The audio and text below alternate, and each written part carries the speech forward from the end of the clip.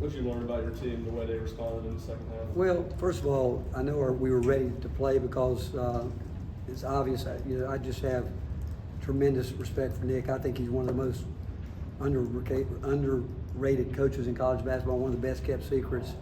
Known him for a long time, knew his team was going to come in and they had good size, they drive the ball well, knew that was going to happen, knew they had the ability to make some threes. And so our guys knew it, and I thought we had a good week of prep to get ready. Started the game, they did what I thought they would do, and I think we were up 8. We missed a couple layups that we need to make, and then we turned it over 4 or 5 times in a row. Changed the whole momentum of the game in the first half, but thought at halftime they were locked in and came out and obviously played a lot better. But I told him, I said, this won't be the last time we'll be behind at halftime. It's good for us, and let's see if we can handle it. And I thought they did a good job coming out doing that. Coach, Zakai ties his career high with 15 assists tonight. Just how well is he playing that position right now? Well, he is, and I told him I'd rather him have 19 and no turnovers, but he's so competitive. He's just so competitive and did a good job. And we felt we could get some of those over the tops, and he wants to do that. If we can get our post guys consistently running to the rim, they can do that. He's willing to do that. And when we put the shooters out there, it does open up the court. They made some terrific, I thought, in-game adjustments where they were in the gaps, they weren't in the gaps, and we went to side ball screen early and got a couple there. Then they actually turned Zakai over there one time where I thought he tried to do a little bit too much with it. They jumped out there almost like a hard double team, and the way he just disrupts everything, even defensively. But when he's moving the ball like that, and he's starting to really understand his teammates. I think the more that when he's out there, and he and Chaz are starting to get a little bit of a connection too, but he and Jordan have one. And when we go that small lineup, Shaq knows. Shaq gives us a chance to play so many different ways. And but I'm really happy with D Stone tonight. He didn't get in the second half just because of the flow of the game, the matchups that we felt we had to go with. And I just know that Igor and Felix and Cade and D Stone are they're going to be a big part of us going forward. And I tell them every day, they've got to get better, but we all got to get better. Rick, with Cam making his decision today, what went into that? How long is that a possibility? I have no idea. Did y'all have discussions? Do what? Did y'all have No, discussions? he just walked out. Mike. Yeah, on that same thing with Cam, is there any reason or upside for a player to transfer mid-season with the current setup? No, not really. I think they probably didn't understand the rule. Again, I don't know that, but that's what I would assume. But we were obviously counting on him. He had been a part of our team and surprised his teammates. They were very disappointed, and so from here on, there's nothing to really talk about. He made his decision, and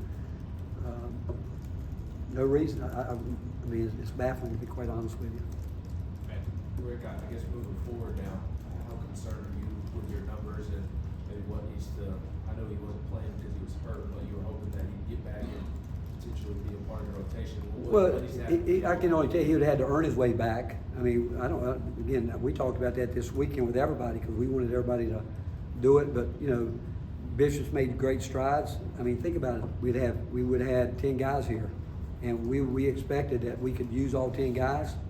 And but Bishop is somebody that, Bishop would have been terrific in this game tonight if he had been able to play. And he's made great strides, and I hate it for him, but he'll come back stronger. And his mental toughness and his competitive spirit is something that, again, it's going to serve him well.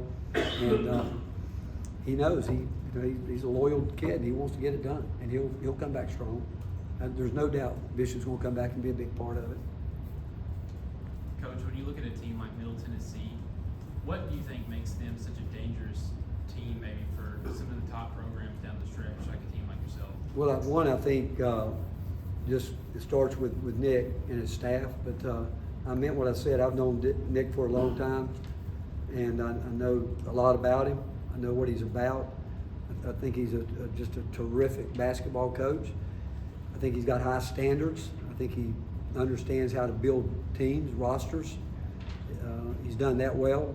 I I think he knows the kind of guys he wants to have, and when he gets it together, he puts them in the best position for them to be successful. They've gotten better and better, and a game like this will help them just like it helped us. They'll see that what they've got to do to take the next step, and we'll have to do the same thing. You learn something from every game, but impressed with his players. I thought they were poised. I thought they got some older guys. They've been in games, but again, I just got so much respect for him and the way he has done things everywhere he's ever been.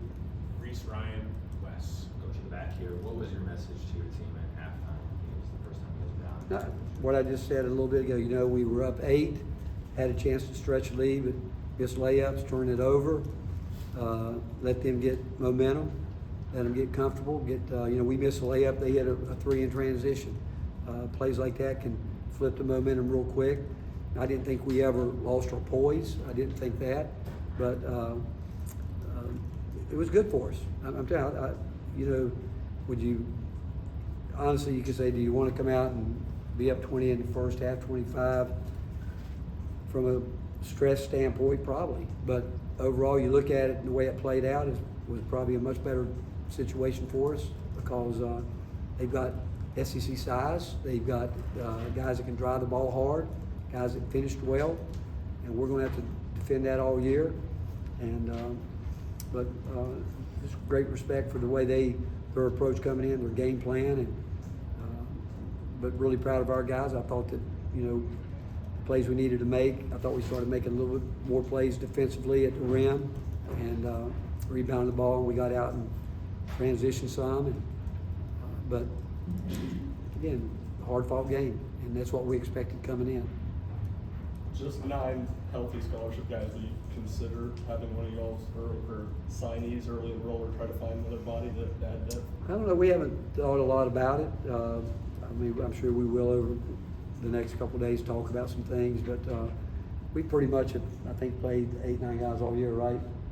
Pretty much. And I tell everybody, back when I first got into coaching, I remember trying to learn all I could about this game and talking to some of the old legendary guys. They always told me, you want to play 6, maybe 7, 8 only if you have to.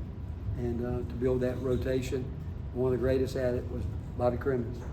He did it every year. Luke Hornacek, those guys did it, but every year it's different. But every guy that we have right now, we're expecting them to be a big part. I'm really impressed with D. Stone. The last week he's really made some great strides. Going to try to get him to continue to learn some multiple positions, but he defensively he's really had a great week this past week, and we can get better. And we're planning on doing that. Last 2, Wes and then Ben.